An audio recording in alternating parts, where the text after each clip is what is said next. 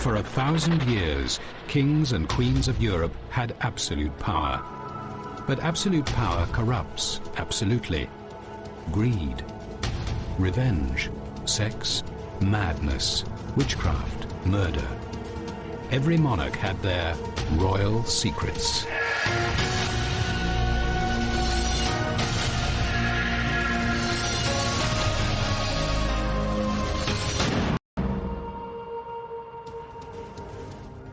When it came to sex, all-powerful kings and queens had the pick of the kingdom for their amorous adventures.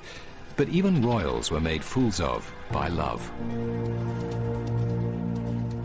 England's Henry VIII destroyed Anne Boleyn, the woman he once loved. Prince George and Princess Caroline were a public tragicomedy, and French King Louis XV paid the ultimate price for his wandering eye. They were all consumed by lust.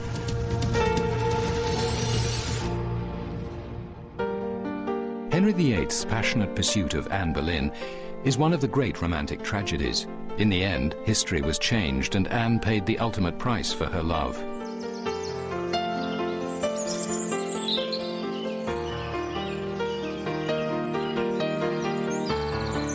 It was here, at Hever Castle in Kent, that a young woman first toyed with the king, ended up playing with fire.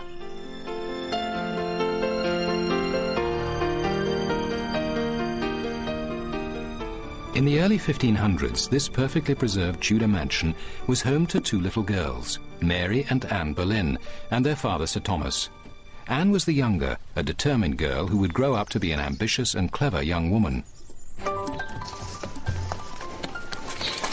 Her less disciplined older sister Mary was uninhibited and out for a good time. Sir Thomas, whose grandfather went from humble beginnings to become a wealthy Lord Mayor of London, was a social climber who wanted to move his family even further up the social ladder. He was determined to see his children enter the royal court and rub shoulders with the most powerful people in the land. Sir Thomas had big plans for the social future of his young daughters Mary and Anne. Anne was to fulfill his every dream and become Queen of England, but at a terrible price. Meanwhile, King Henry VIII was married to his first wife, Catherine of Aragon. Over the years, the Queen had 8 children, but only one, a girl, survived. Desperate for a male heir to succeed him on the throne, Henry began to take on mistresses, and one of the first was Mary Boleyn, Anne's older sister. The King of England often visited Mary at Hever Castle for his trysts.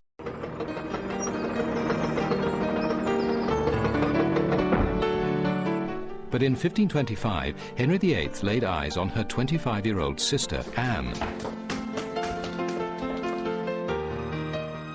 The king was smitten from the start. He fell head over heels in love with Anne.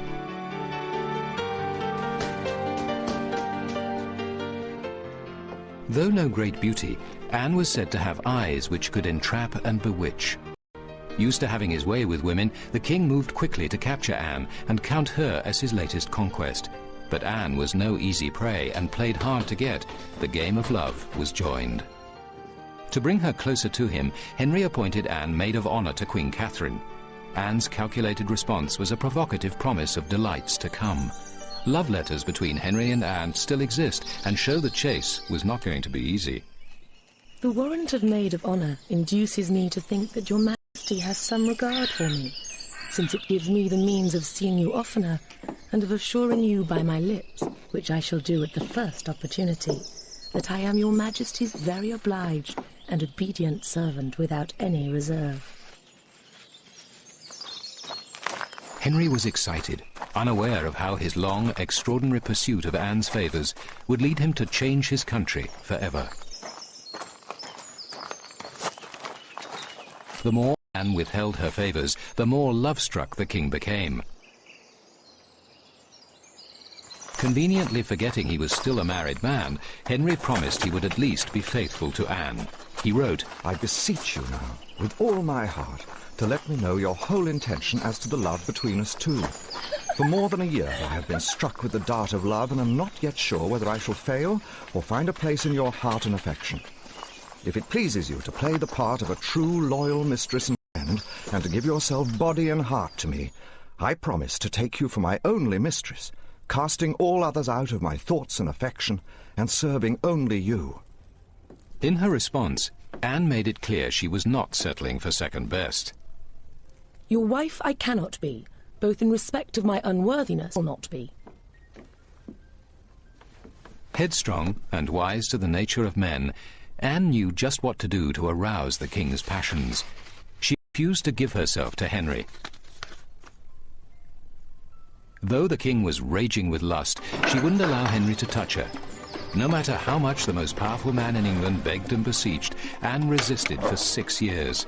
Her terms were simple: no crown, no sex. Henry's hunger for Anne drove him to drastic measures. He sought a divorce from Catherine, but the Pope refused it, so Henry took a step which would alter the course of British history. In the most dramatic act of his reign, Henry removed his kingdom from the Pope's jurisdiction and put himself at the head of his own church, the Church of England.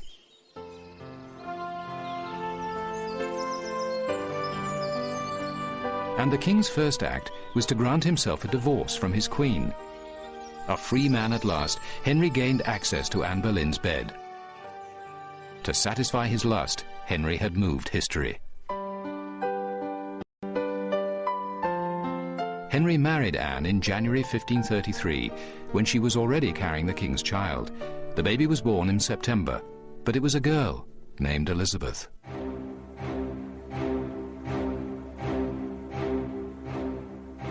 Henry had mortgaged the nation's soul for Anne's love, but he still needed a son. The new queen suffered 2 miscarriages and a stillborn child. Her failure to bear him a boy now reminded Henry of his royal obligation to produce a male heir. The king's romance with Anne cooled, and he consoled himself with the company of a new woman, Lady Jane Seymour. As he had done to his ex-wife Catherine, he appointed his new romantic interest as maid of honour to Anne. Ready for a new wife, Henry ordered Anne jailed in the Tower of London just 3 years after they married. She was then sentenced to death on trumped-up charges of adultery and treason. Anne Boleyn, Queen of England, remained proudly defiant to the end, as she wrote to her husband during her last days. "Let not your grace ever imagine that your poor wife will ever be brought to acknowledge a fault. Never a prince had wife more loyal in all duty and in all affection you ever found in Anne Boleyn. I see now that the ground of my preferment lay on no surer foundation than your grace's fancy, and the least alteration was sufficient to draw that fancy to some other subject from my doleful prison in the Tower. Your most loyal and ever faithful wife, Anne." Henry granted his wife a final favour, knowing English execution. At 9 in the morning on May 19, 1536, the Frenchman severed her head with a single blow and held it up to the crowd. Her lips and eyes were seen to move as the crowd, in search of souvenirs, surged forward to dip handkerchiefs in Anne Boleyn's blood. The same day Anne was beheaded, Henry received permission from his hand-picked archbishop to marry Anne's maid of honour, Jane Seymour. He continued his quest for a male heir through 3 more marriages, but sired only one sickly boy, who died at 16. Anne's father, Sir Thomas, died 2 years later, never knowing that Anne's child, his own granddaughter, would become one of England's greatest monarchs, Queen Elizabeth I.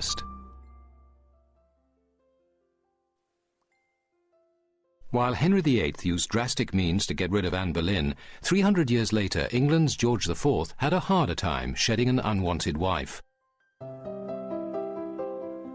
His troubles began while he was still Prince of Wales.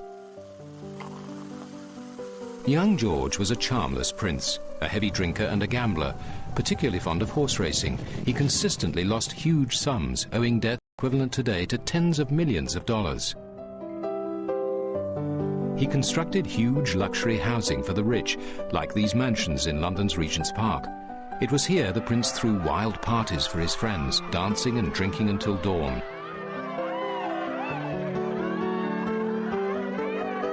George decorated the exteriors with sensual erotica, some reflecting his preference for older women. The English loathed George, his decadence and indifference to his subjects. His father, the mentally unstable King George III, tolerated his dissolute son until he finally went too far. In 1785, the king discovered his son and heir had secretly married a Mrs. Fitzherbert. Under the Constitution, British monarchs were forbidden to marry Catholics or divorcees, and Mrs. Fitzherbert was both. She could never become Queen of England. The king ordered them to separate. But his son would only comply if his gambling debts were cleared. The nation's treasury was forced to cover the prince's huge losses. His secret marriage was then annulled, and an official marriage was arranged for the prince.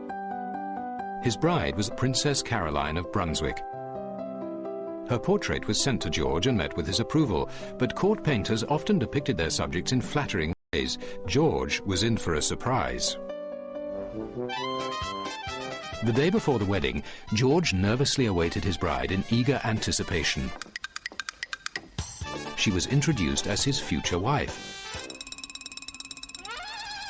Prince George was aghast. She was short, fat, smelly, and ruddy-faced. Though no paragon of beauty himself, the prince recoiled, muttering, "Ah, I am not well. For heaven's sake, bring me a glass of brandy." George remained drunk throughout his wedding day and had to be propped up at the ceremony. Disconsolate, he wept throughout the entire service. On his wedding night, the inebriated George passed out in the fireplace instead of consummating the marriage. In the morning, he dragged himself to Caroline's bed and performed his royal duty for the first and last time. The fertile princess became pregnant after this solo encounter, but within weeks the couple had separated for good. George remarked to a friend, "I'd rather see toads and vipers crawling over me dinner than sit at the same table with her."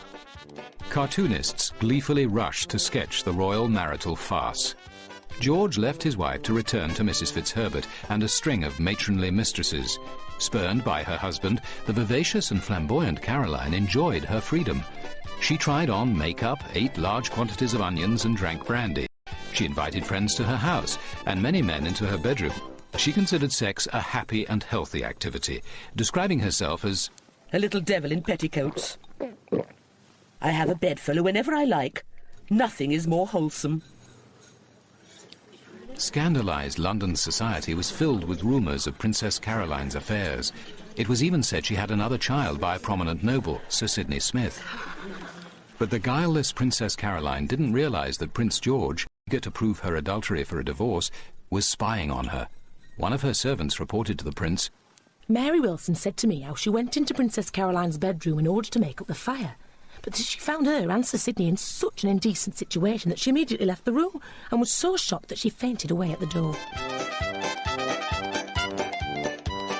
The prince's evidence was hearsay, and a special commission found it unconvincing, but vicious court gossip forced Caroline to leave England for an extended tour of Europe.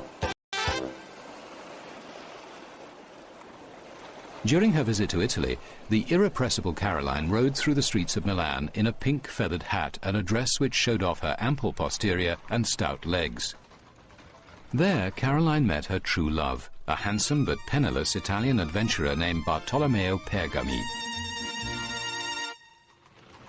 They travelled together through Europe, making no attempt to disguise their intimacy. 6 years later, Caroline learned that King George III had died, and her husband had George offered her a king's ransom of more than $2 million a year to stay away, but Caroline refused to be bought off and went back to England. Desperate to get a divorce, George launched an official investigation into Caroline's love life. An English naval officer reported that Caroline switched cabins to be next to her lover. An Italian servant testified she made regular visits to her lover's bedroom and that he saw them kiss in public and bathe together in private. Caroline's cook claimed to have caught the couple on a sofa in the throes of love. But tenacious Caroline fought for her position as queen. She hired a tough defence lawyer who publicly hinted at the hypocritical king's own adulterous affair and cowed the witnesses. One witness replied, "I do not remember," 87 times. The divorce failed, so in spiteful revenge, George refused to let Caroline attend his coronation. Though a sympathetic public sided with her, the humiliated Caroline lost her will to fight. A few weeks after the coronation, Princess Caroline, a king's wife but never a queen, died from a blockage of the bowel. She had become a victim of love and social hypocrisy, leaving the equally adulterous king to receive a dispensation to finally remarry his old love, Mrs. Fitzherbert.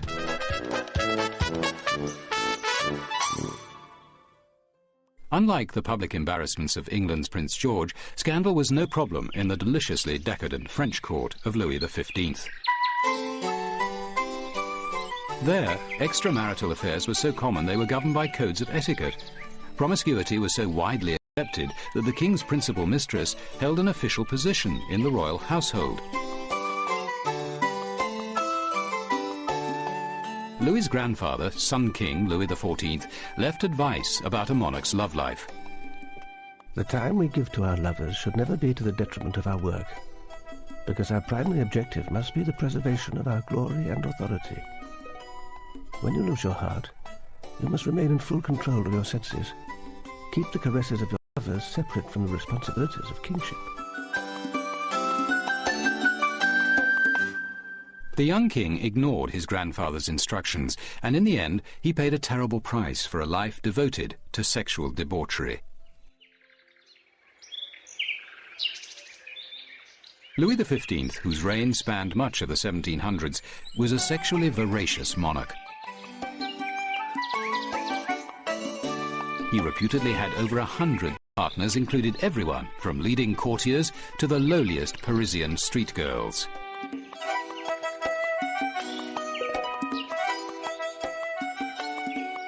Even at state functions, Louis would spot an attractive underage girl in the crowd and order her parents to preserve her virginity for him until she matured.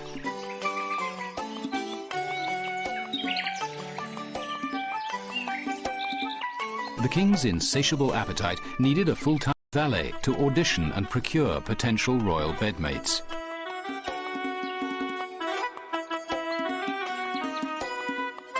The job was performed by a Monsieur Lebel, whose title was valet de chambre, the official bedchamber attendant. Louis was only 15 when he married a Polish princess. Initially faithful to his bride, he fathered a brood of 10 children in 12 years. But his wife tired of Louis's sexual demands and found any excuse to deny him her bed.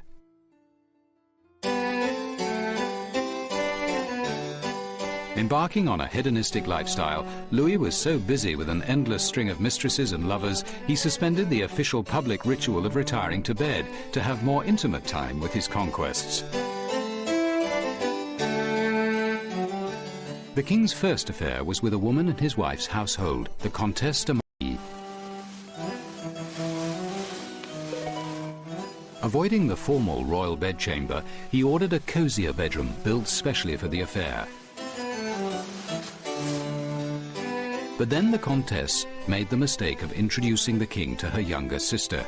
She was cast aside in favor of the fresh conquest, the Duchesse de Ventimille. The glittering corridors and ornate rooms of Versailles were well suited for furtive love.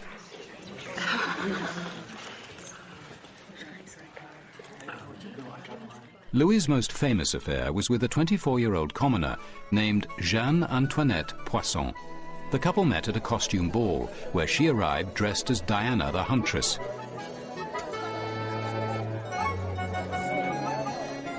The king was not easily recognized. He and his friends came disguised as yew trees and resembled a veritable forest. Meeting Jeanne Antoinette again, a few days later, Louis was smitten and moved her into an apartment in Versailles that connected to his bedroom by a secret staircase. The King of France was so taken with her beauty, he transformed her from simple Jeanne Antoinette Poisson into the Marquise de Pompadour. a major role in formulating foreign affairs. The parade of official mistresses failed to satiate the king, who simultaneously bedded a string of prostitutes and one-night stands.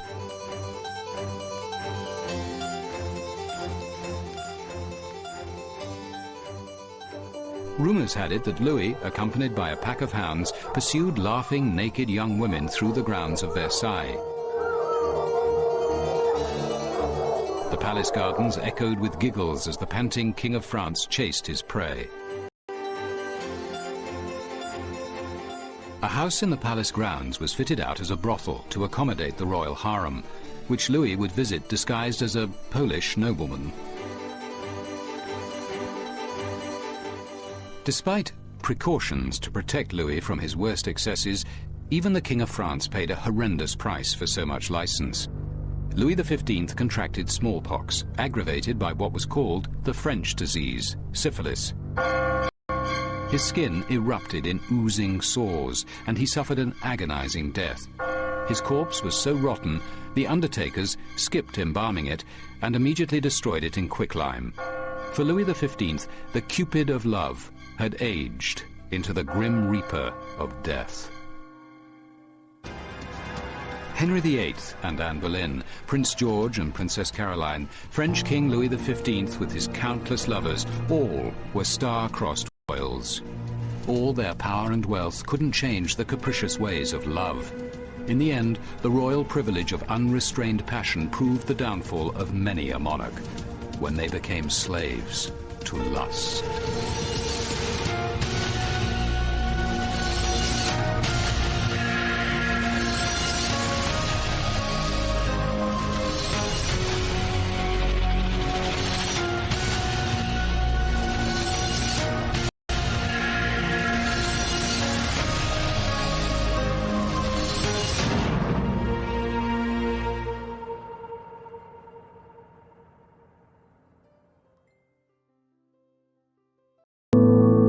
To me how she went into Princess Caroline's bedroom in order to make up the fire, but she found her and Sir Sidney in such an indecent situation that she immediately left the room and was so shocked that she fainted away at the door. The prince's evidence was hearsay, and a special commission found it unconvincing, but vicious court gossip forced Caroline to leave England for an extended tour of Europe. During her visit to Italy, the irrepressible Caroline rode through the streets of Milan in a pink feathered hat and a dress which showed off her ample posterior and stout legs. There, Caroline met her true love, a handsome but penniless Italian adventurer named Bartolomeo Pergami. They travelled together through Europe, making no attempt to disguise their intimacy. 6 years later, Caroline learned that King George III had died, and her husband had... George offered her a king's ransom of more than $2 million a year to stay away, but Caroline refused to be bought off and went back to England. Desperate to get a divorce, George launched an official investigation into Caroline's love life. An English naval officer reported that Caroline switched cabins to be next to her lover. An Italian